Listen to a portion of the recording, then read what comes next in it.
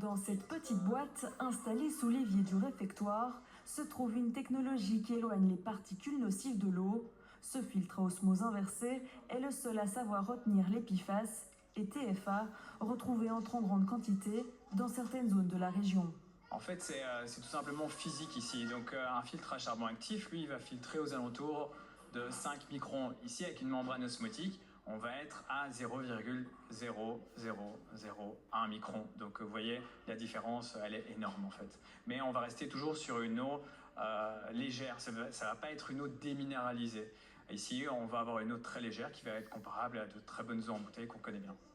Tubize avait pris des mesures de précaution radicales en février dernier pour lutter contre ces particules, via un message d'alerte à sa population de ne plus consommer l'eau du robinet, ainsi qu'une interdiction complète dans les établissements scolaires.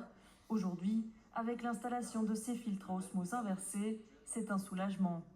Et ce PFAS a fait un petit peu alerter parce qu'on a des fontaines à eau au départ installées dans les écoles, donc on a dû tout arrêter. On a gardé ce principe de garder de l'eau de bouteille, sensibiliser les parents, et donc maintenant l'installation va un peu nous soulager par rapport à cette vigilance. Actuellement, 12 établissements sont concernés, un investissement qui représente 2 500 € pour 3 ans pour chacun d'entre eux, mais pour l'administration communale, cet impératif de santé est indispensable. Et si pour l'instant l'initiative est uniquement réservée aux écoles et aux crèches, d'autres projets du type pourraient voir le jour. Écoutez, tant que la problématique de l'eau se pose, il est vrai que la ville restera en réflexion.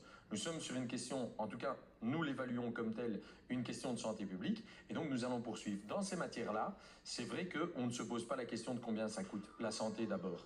Tubize a également lancé une série de travaux pour pallier le problème à la source, mais les derniers relevés de Mars sont encore loin des 4 nanogrammes par litre exigés.